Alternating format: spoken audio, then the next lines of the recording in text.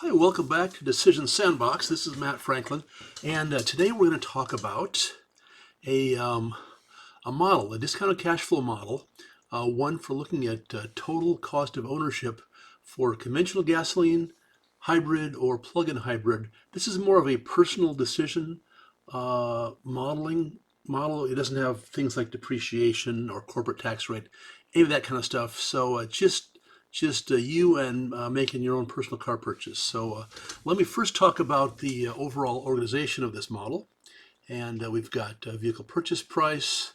And then we've also documented over here where does it come from. It comes from Edmunds, and actually including the includes the URL for the model. So you've got publicly available resources here for the information, and you've got your conventional vehicle price, and the hybrid and plug-in hybrid. And these are the color coding here. I use yellow for kind of a known input.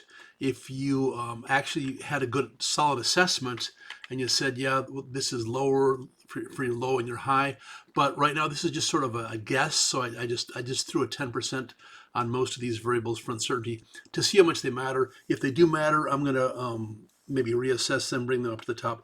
But I think at least it's a really good starting place for a cash flow model that we can kind of play with, manipulate, and reshape, reformat into the kind of a more powerful decision model that we'd like. So what do you need when you want to figure out your total cost of ownership?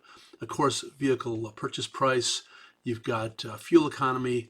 You've got how many miles do you drive? What percent is on electric if you're talking about your plug-in hybrid? What's your energy cost? Your gasoline price, electricity price, and so on.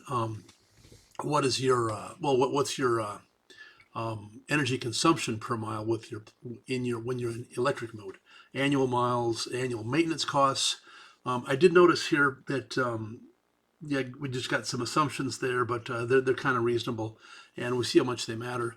Analysis period 5 years, resale value, all those things matter, and then if there are any incentives, rebates, and so on, federal or from California. And that's the input. We've got a low, mid, high for all these. And then let's see, then over to the calculations, we're using named range names. So we got ICE purchase price up here. That comes in year 0. And then as you go across, and this is the way that you should organize a model. The years across this way. I know technical people, myself included, in my first models, I wanted to put years down, row by row, but this is a more proper financial way of doing financial models. The advantage of this also is the description names tend to be longer, and so then rather than having the description names going across and being really wide and covering a lot of area, you've got just narrow years. So that can be, you can double click on those. It'll narrow down, and it'll make your model, the appearance of it, more compact. So it's been organized such that we've got conventional ICE and hybrid plug-in. They've all got their own little calculation area. Fuel cost per year. You've got annual miles. Again, I love these named ranges for calculations. More of a plain language calculation. Divided by a fuel economy, and then also multiply that whole thing by the price per gallon. That gives you your annual cost per year. Maintenance cost is another variable, and then insurance cost, another variable as well, and an uncertainty. And then your resale value, that's your purchase price multiplied by the resale percent as a negative, and that subtracts from the cost, the total cost that you get with these, and then the NPV at the final for the total cost of ownership during that ownership period, and it's set to the present value. It's basically just a summation of these terms here. As I wouldn't. This is not maybe the cleanest way to write this. I might rearrange that, but just in a simple way, you show each piece. This divided by discount rate raised to a power, and then that increases as you move out for your rates. And all in all, it's a pretty nice way to organize. I like it. I think it's definitely going to be a great starting point for future models.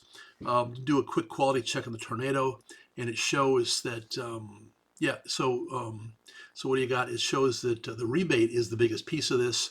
Resale percent is a pretty big too, where you go from roughly 60 to 70%. It tends to matter. Purchase price matters too. So these are all the important variables. Again, I might arrange things differently, and in future episodes, I will be rearranging these things. So, but what does it show us? It shows us that we're looking at. Let's actually look at the hybrid first. So the hybrid, this is the hybrid price, the total cost of ownership, subtracting the total cost of ownership of the regular conventional internal combustion engine. And this shows you that this number is negative. And anytime you're negative, it tells you that it's actually a lower price. So the hybrid in this case is cheaper. That's something we've observed in many other types of calculations. The hybrid is better, much better, more economical than the base IC engine. It's nice to see that this model reinforces that.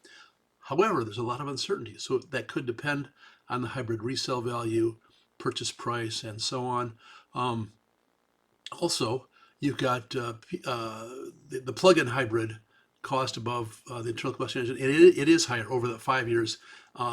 It's not a huge number. You spread that over 5 years, you got maybe a couple $100 per year. Not a big number. It's more personal choice whether you like the technology of the plug-in hybrid versus just the simplicity of the straight internal combustion engine. Anyway, that's just kind of a quick overview here. Let's make sure I've covered my points here. Yeah, we did a quality check with the tornado, a lot of uncertainty. And in the next episode, actually, this model was created with Claude AI. So really cool. Maybe we're gonna walk through some of the steps to create it. It was kind of fun using AI. And yeah, moving on to the next episode. Okay, thanks for watching.